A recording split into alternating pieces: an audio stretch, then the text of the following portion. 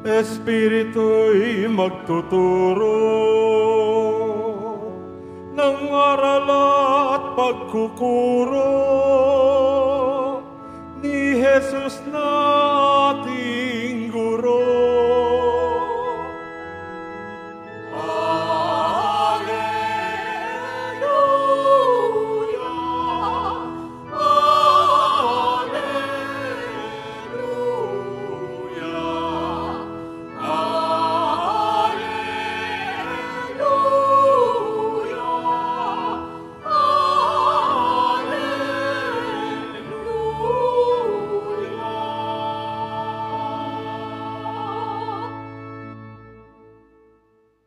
Sumainyo ang Panginoon. At sumayo rin. Ang mabuting balita ng Panginoon ayon kay San Juan.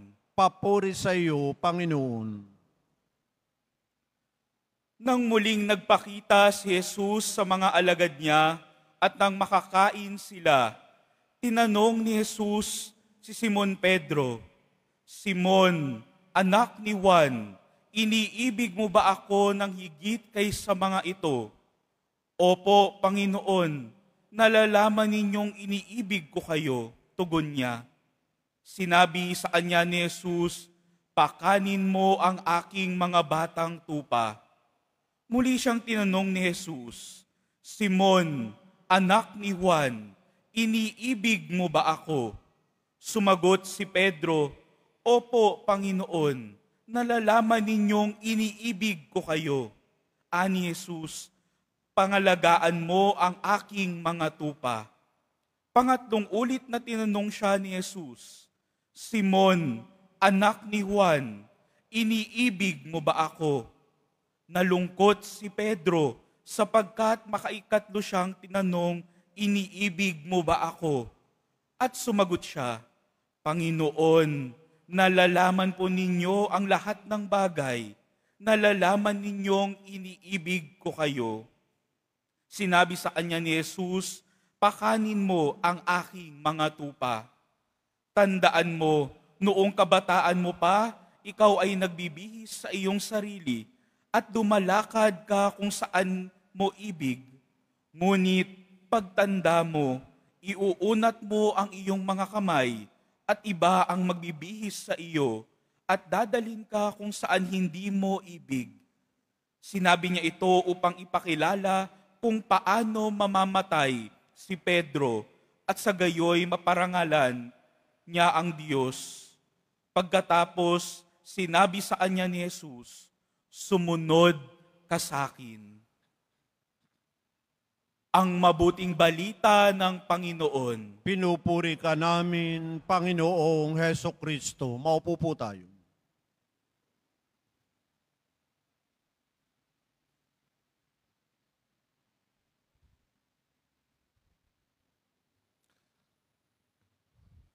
Masaya ka pa? Masaya ka ba? Totoo ba o talaga bang masaya ka?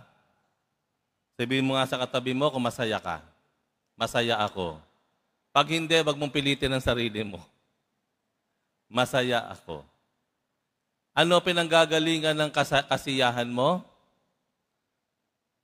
Sige nga, ano ang pinanggagalingan o pinag-uugatan ng kasiyahan mo? Maaaring iba-iba tayo ng sagot.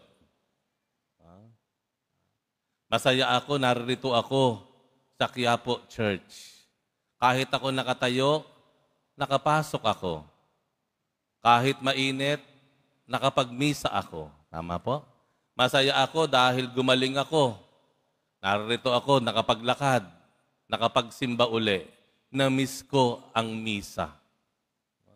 Masaya ako dahil katabi ko ang taong aking makakasama sa buong buhay. Masaya ako dahil magpo-propose na ako sa kanya. Marami po kasing pumupunta rito, couples, no? Na uupo, magkatabi, tahimik na magdadasal. Pag tinitignan ko sila, sinasabi ko sa sarili ko, yung lalaki. Ayan, no? humihingi ng lakas ng loob sa poong Jesus Nazareno para mag-propose. Sabi ko naman dun sa kabilang banda, sa babae, yung babae nagtatanong sa poong Jesus Nazareno, siya po ba? Siya na po ba ang para sa akin? Ayan, ano? Masaya ka ba? At ano ang pinagmumulan ng kasiyahan mo? Hayaan yung magmungkahi ako ng 3 pinanggagalingan ng ating kasiyahan. At marahil, makikita niyo po sa 3 ito ang pinanggagalingan ng inyong kasiyahan. Una, yung tinatawag na masaya ka dahil masarap. Masaya ka dahil masarap. Halimbawa, dumalo ka ng kainan, napakasarap ng pagkain. O kaya umuwi ka ng bahay. Umuwi ka, galing kang Maynila, natikman mo uli yung luto ni nanay. Ang sarap, ang saya-saya ko. O kaya nakapunta ka doon sa pangarap mong puntahan. Pangarap mong makapunta doon sa beach na iyon, sa resort na iyon, sa isla na iyon. Pinangarap mong mag-ibang bansa, nakapunta ka sa ibang bansa, at last, naramdaman mo kung paano magkaroon ng passport, nakasakay ka ng eroplano, ang saya-saya ko. No? Masaya ka dahil masarap. Yan. Nung minsan po, ilang taon na po ang nakararaan, ako po ay naimbita na magmisa sa isang isla na super ganda, super mahal. Ayan, ano? Sabihin ko na kung saan. Amanpulo. Nakapunta na ba kayo ng Amanpulo? Ito po ay isang isla sa Northern Palawan. Ang nakapupunta lang po dito yung mga Hollywood stars. Mga artista sa Hollywood.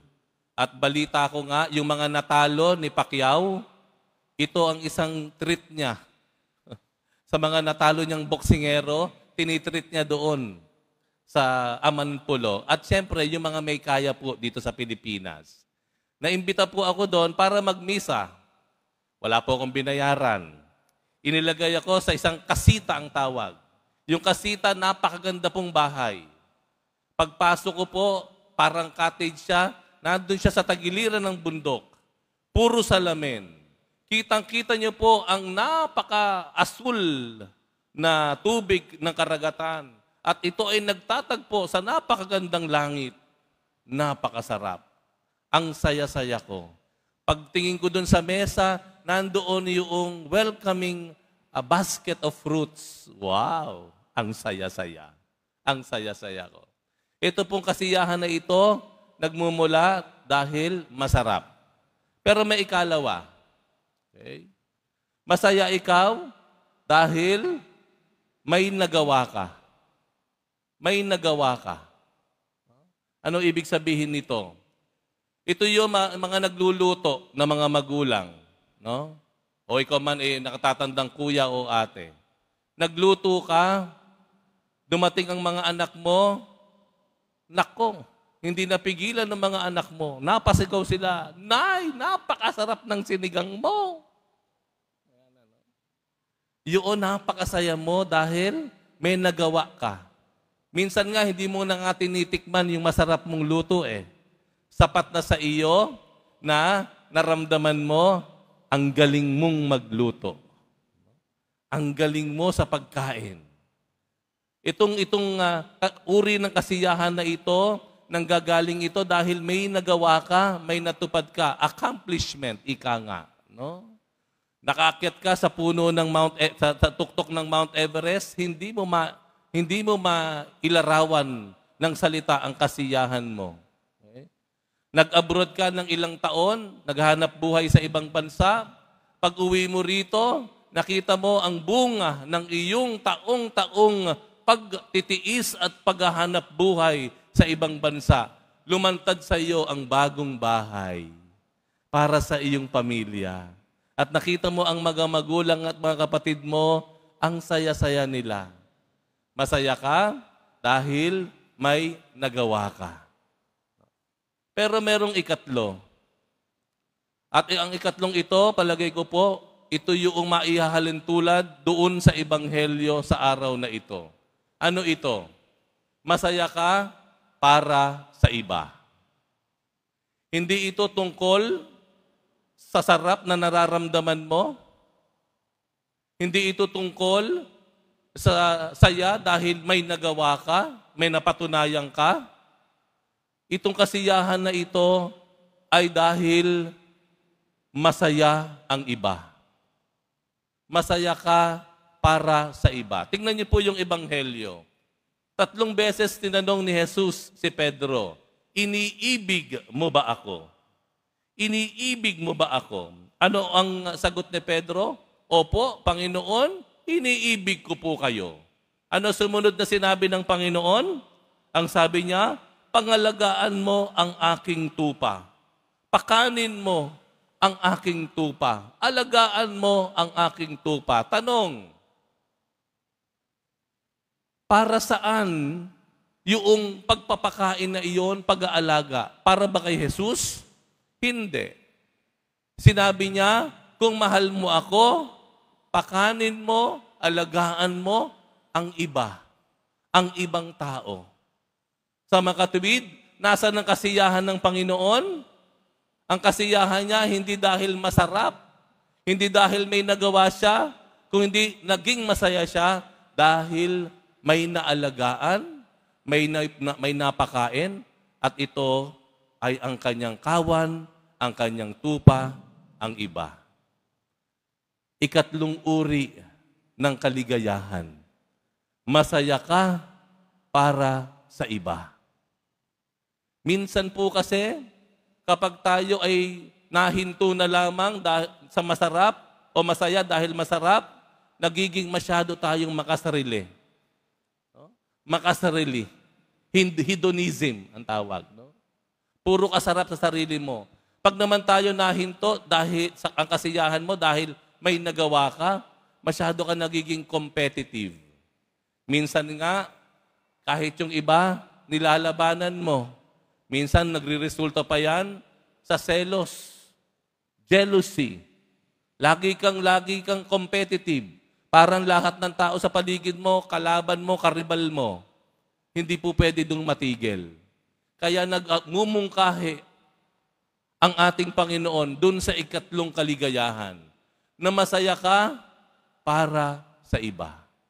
Dahil yung iba, naligtas, napakain, nagkaroon ng trabaho, umasenso, na-promote sa kanilang trabaho, sa kanyang opisina, nagkaroon ng bagong sasakyan yung kapitbahay mo, naging honor yung anak ng kapitbahay mo o nung kamag-anak mo, masaya ka. Hindi ka naiinggit, hindi ka nagkukumpara, hindi ka naghahanap, hindi ka malungkot, masaya ka dahil sa nangyaring magandang kapalaran sa iba.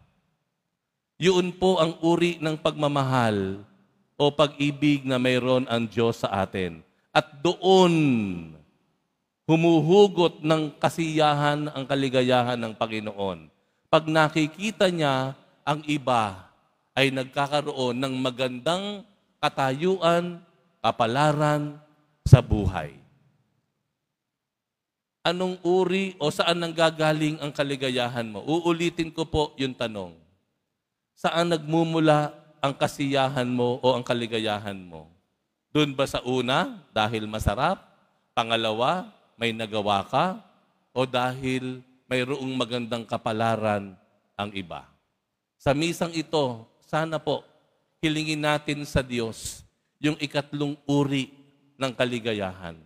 Hindi lang para sa sarili, kung hindi para sa iba.